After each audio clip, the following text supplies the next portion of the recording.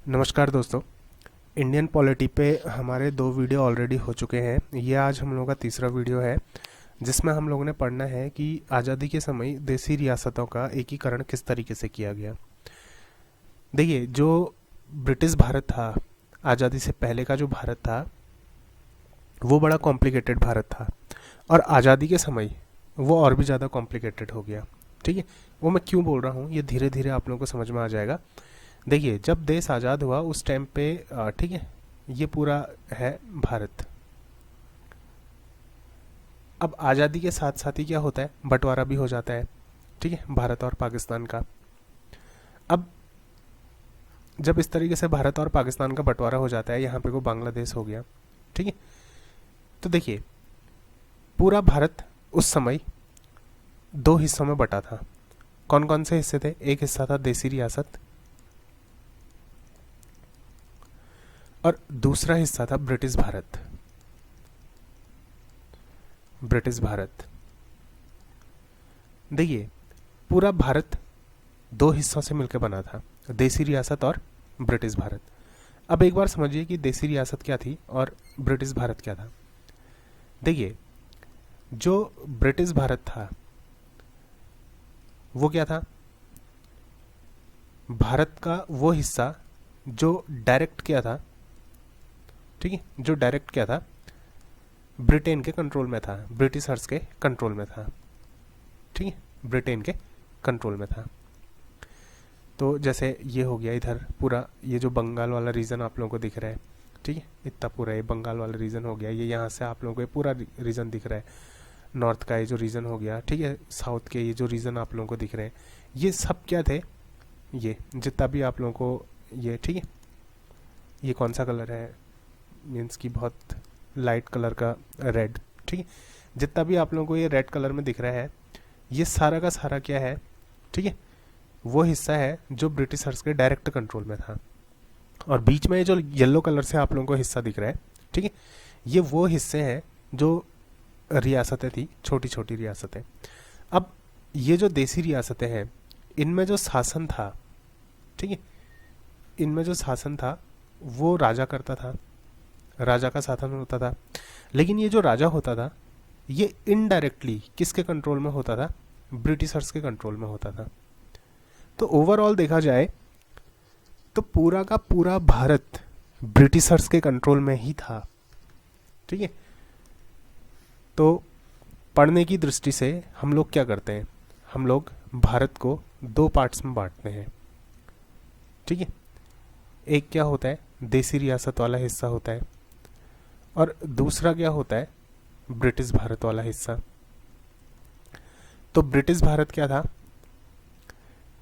British Bharat क्या था? वो जो डायरेक्ट क्या था, ब्रिटिशर्स के कंट्रोल में था। और देसी रियासत क्या थी कि शासन उसमें क्या होता था, शासन तो उसमें राजा करता था, ठीक है, लेकिन वो इनडायरेक्टली क्या होता था, ठीक है, किसके कंट्रोल में होता था?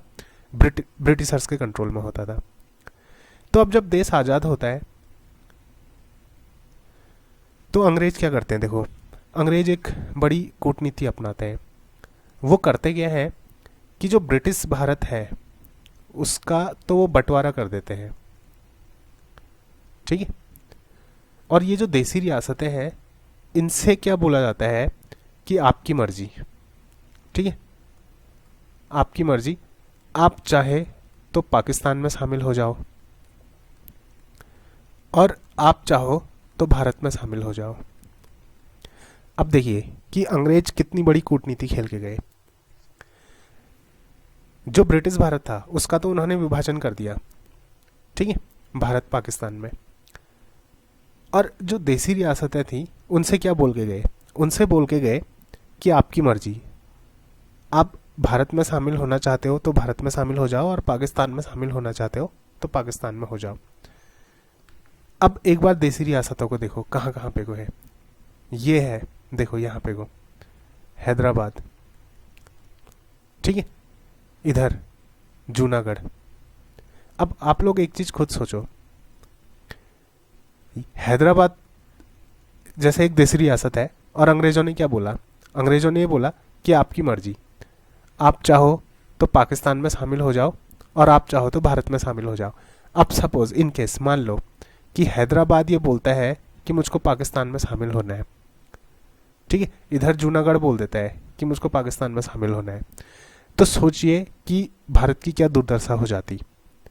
भारत कुछ ऐसा होता कि यहाँ पे को पाकिस्तान, यहाँ पे को इंडिया, फिर यहाँ पे को पाकिस्तान, यहाँ पे को इंडिया, ठीक है, क्योंकि अंग्रेजों को पता था कि जो भारत के राजा हैं, भारत के जो शासक हैं, ठीक है, इनमें से कुछ पाकिस्तान की तरफ जाना चाहेंगे, कुछ इसमें से इंडिया के साथ रहना चाहेंगे और कुछ अपनी मर्जी से अपना खुद का स्टेट बनाना चाहेंगे, ठीक है।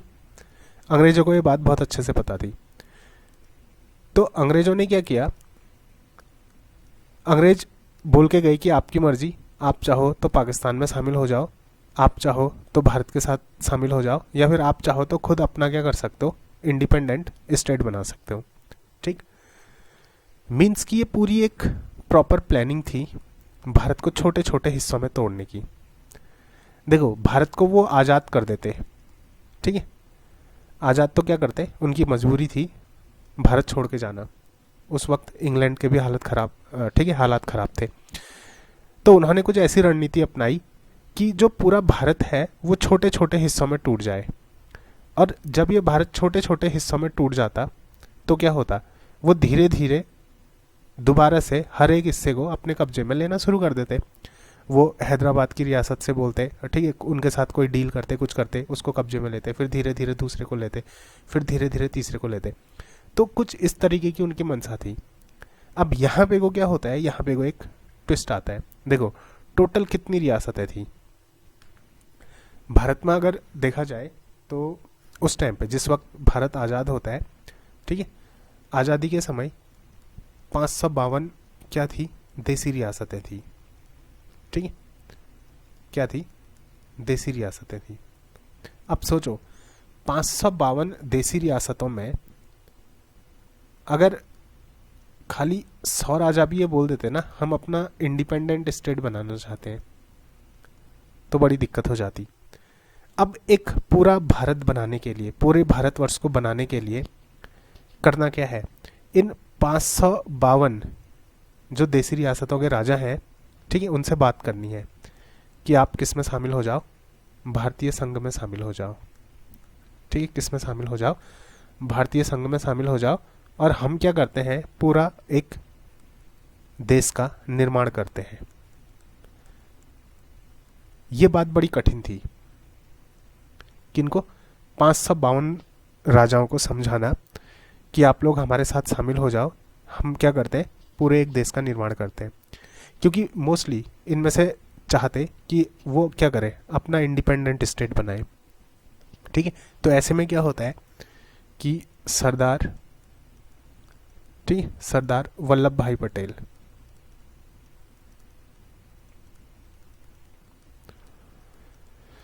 ठीक है, सरदार वल्लभ भाई पटेल ये क्या करते हैं, इन 552 जो देसी रियासतों के राजा थे, शासक थे, उनसे बात करते हैं कि आप भारतीय संघ में शामिल हो जाओ, और हम क्या करते हैं, पूरा एक देश बनाते हैं। तो देखिए, इन्होंने सारी नीतियां अपनाई, जो बोलते हैं ना, साम दाम दंड भेद, सब अपनाया, ठीक है। जो अच्छे से माने तो अच्छे से भारतीय संघ में शामिल कर लिया, जो अच्छे से नहीं मांगने, ठीक है, तो उसको साइड में खोपचे में लेके क्या कर लिया, भारतीय संघ में शामिल कर लिया। बोलने का मतलब कि जितना हो सकता था, जिस तरीके से हो सकता था, उनको भारतीय संघ में शामिल किया। क्यों ये जरूरी था, अगर एक देश का निर्माण करना है, ठीक है, तो ये चीज़ ज़रूरी थी कि सबके सब क्या हो जाए, भारतीय संघ में शामिल हो जाए। तो देखिए, इन 552 में से 3 रियासतें ऐसी थी जो भारतीय संघ में शामिल नहीं हुई, और बाकी जो सारी रियासतें थी वो भारतीय संघ में शामिल हो गई। तो वो 3 रियासतें कौन सी थी जो भारतीय संघ में शामिल नहीं हुई, ठीक है। पहली जो इसमें रियासत थी वो कौन सी थी, हैदराबाद, ठीक है, वो कौन सी रियासत थी, हैदराबाद। दूसरी जो रियासत थी वो कौन सी थी? कश्मीर। और तीसरी जो रियासत थी वो कौन सी थी? जूनागढ़। ये 3 रियासतें थी जो भारतीय संघ में शामिल नहीं हुई, लेकिन बाद में क्या हुआ कि इनको भी भारतीय संघ में शामिल कर लिया गया। अब ये जो टॉपिक मैं आप लोगों को पढ़ा रहा हूँ ये, ठीक है, पॉलिटी के पॉइंट ऑफ व्यू से पढ़ा रहा हूँ, तो मैं हिस्ट्री में पूरा डीप में नहीं जाने वाला, ठीक है, क्योंकि हमने इसको किसके बेसिस पे पढ़ना है? पॉलिटी के बेसिस पे पढ़ना है। तो देखिए वल्लभ भाई पटेल ने क्या किया कि हैदराबाद, कश्मीर, जूनागढ़, ये 3 रियासतें थी, ठीक है, जो भारतीय संघ में शामिल नहीं हुई। बाकी सारी रियासतों को पटेल जी ने क्या कर लिया? भारतीय संघ में शामिल करा लिया। फिर बाद में, ठीक है, ये जो रियासतें थी इनको भी भारतीय संघ में शामिल करा लिया गया। तो जो हैदराबाद था, देखिए हैदराबाद को पुलिस कार्रवाई के द्वारा शामिल किया गया, ठीक है। ये क्वेश्चन पूछे जाते हैं कि हैदराबाद को कैसे शामिल किया गया, ठीक है, किसके द्वारा? पुलिस कार्रवाई के द्वारा। जो जूनागढ़ थी, जूनागढ़ रियासत को किसके द्वारा शामिल किया गया? ठीक है, इसको जनमत संग्रह कराया गया, जनमत संग्रह कराया गया, उसके द्वारा इसको शामिल किया गया। और जो कश्मीर थी इसको किसके द्वारा शामिल किया गया? विलय पत्र के माध्यम से,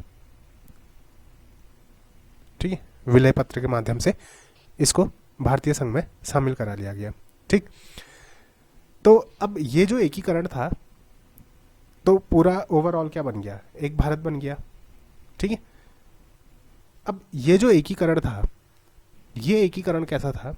ये एकीकरण था अस्थायी, मीन्स कि ये जो एकीकरण है वो क्या था?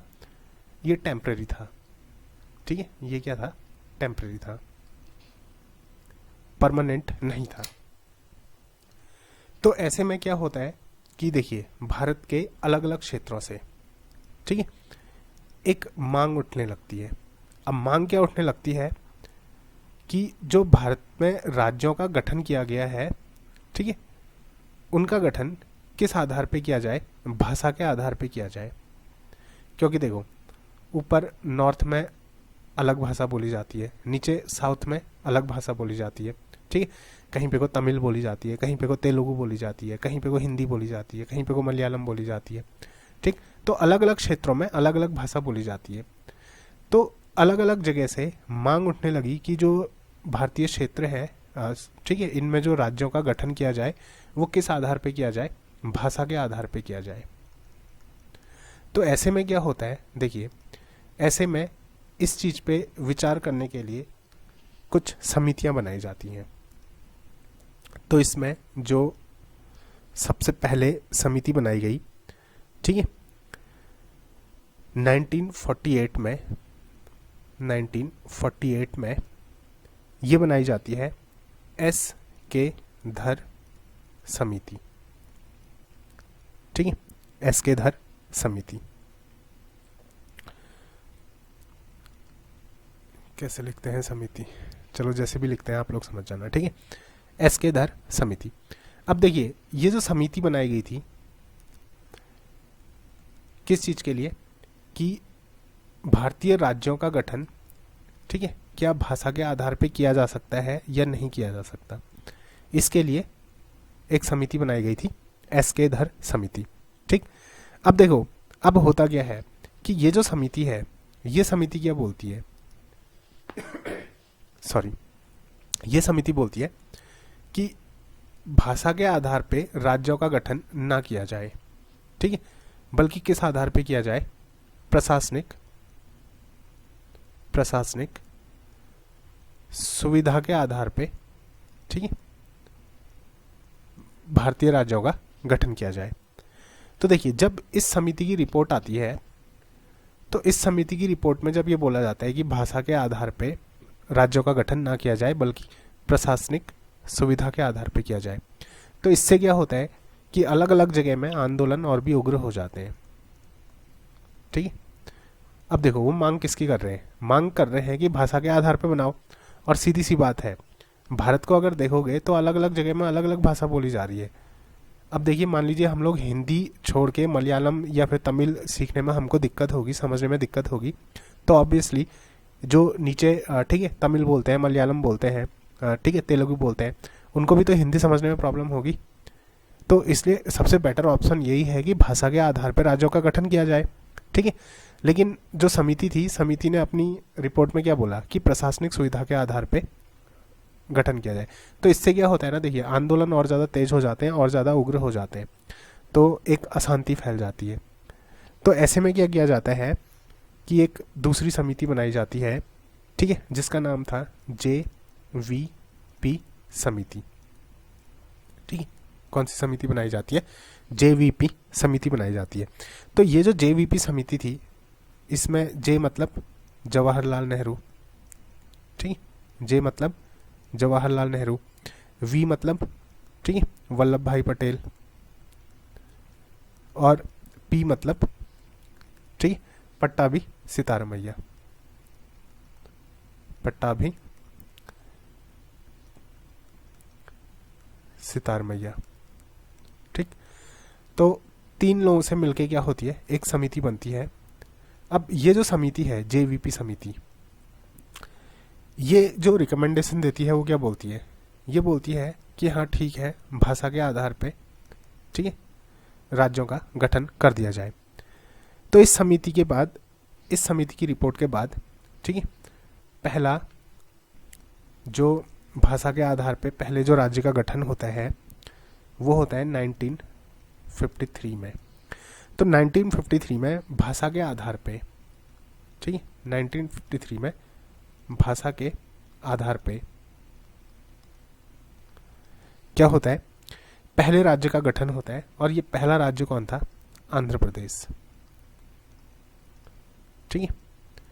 तो आंध्र प्रदेश राज्य का गठन कब होता है, 1953 में।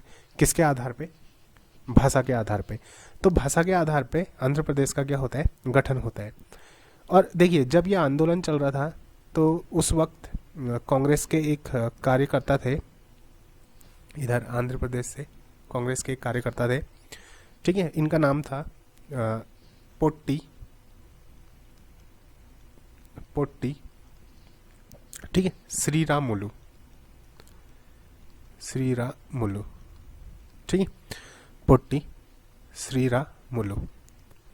अब देखो नाम पढ़ने में ही हमको इतनी दिक्कत हो रही है, तो खुद सोचो कि ये क्यों भाषा के आधार पे गठन करने की बात कर रहे होंगे। उनको भी तो उत्तर भारत के नाम पढ़ने में दिक्कत होगी, ठीक है। उनके लिए ये नाम इजी होते होंगे, लेकिन हमारे जो नाम होते हैं रमेश सुरेश, ये थोड़ी सी दिक्कत करते होंगे, ठीक। तो देखिए पोट्टी श्रीरामुलु, तो इन्होंने 56 दिन की भूख हड़ताल की थी, ठीक है। और इनका क्या हो गया था, निधन हो गया था। तो देखिए 1953 में क्या हो जाता है, आंध्र प्रदेश का गठन हो जाता है, ठीक। अब जैसे ही आंध्र प्रदेश का गठन होता है तो भारत के जो बाकी के हिस्से हैं, ठीक है, यहाँ से भी मांग उठने लगती है कि भाषा के आधार पे क्या किया जाए, राज्यों का गठन किया जाए, ठीक है। तो उसके बाद जो आयोग बनता है वो बनता है कौन सा आयोग, फजल अली आयोग, ठीक है। उसके बाद क्या बनता है, फजल अली आयोग, ठीक है। अब देखिए एग्जाम में जो क्वेश्चन पूछे जाते हैं ना, इनका क्रम भी आप लोगों ने याद रखना है। सबसे पहले कौन सी समिति बनी थी, ठीक है, सबसे पहले बनी थी SK धर समिति, ठीक।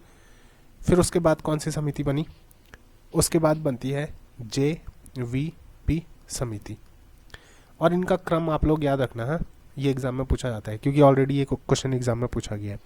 उसके बाद जो समिति बनी वो कौन सी बनी, फजल अली आयोग, फजल अली आयोग, ठीक है। ये उत्तराखंड मेरे ख्याल से उत्तराखंड PCS में पूछा था ये क्वेश्चन, तो ये आप लोग दिमाग में जरूर रखना, ठीक है, फजल अली आयोग। तो देखो फजल अली आयोग जब अपनी रिपोर्ट पेश करता है, फजल अली आयोग में कौन कौन सदस्य थे वो भी देख लीजिए, ठीक, क्योंकि कभी कभार सदस्यों के नाम भी पूछ देते हैं ना। तो देखिए फजल अली आयोग में पहले तो क्या हो गए, फजल अली हो गए, फजल अली, ठीक है।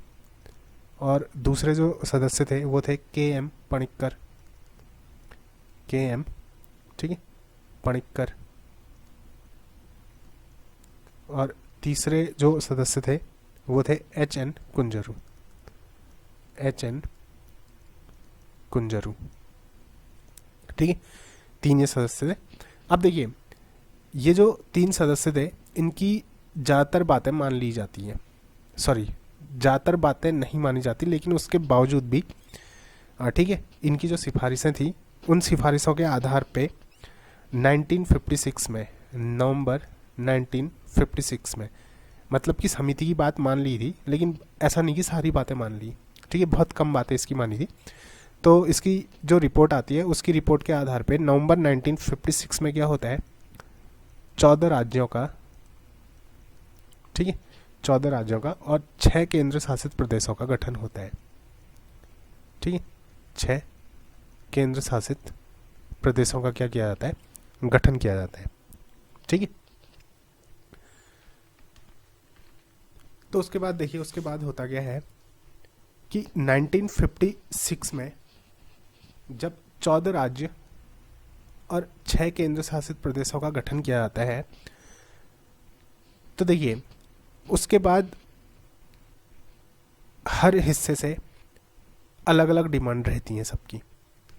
देखिए जैसे ये यूपी वाला हिस्सा था, ठीक है, इधर पे को देखिए, जैसे यूपी वाला जो हिस्सा था, यूपी वाले हिस्से में क्या था, उत्तराखंड भी शामिल था। तो उत्तराखंड की अलग मांग थी कि उत्तराखंड को क्या किया जाए, यूपी से अलग करके पर्वतीय राज्य घोषित किया जाए, ठीक है।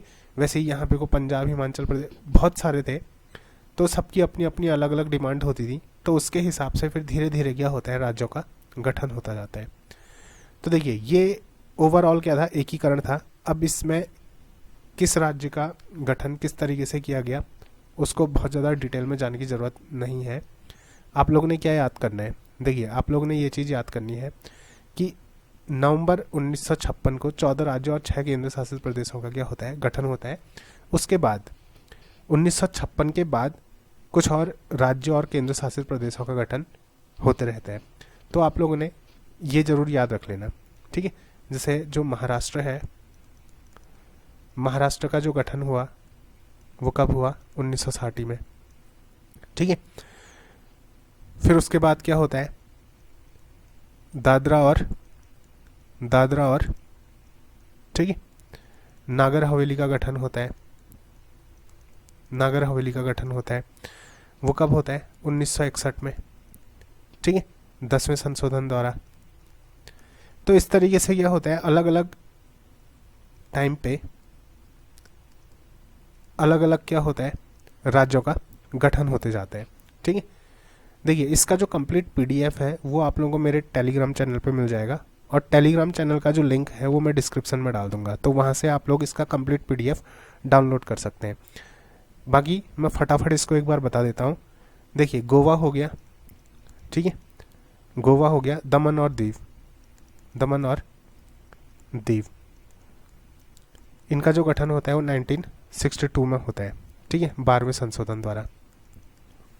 फिर उसके बाद हाँ 1987 में गोवा को, ठीक है, गोवा को पूर्ण राज्य बना दिया जाता है, ठीक है, पूर्ण राज्य बना दिया जाता है।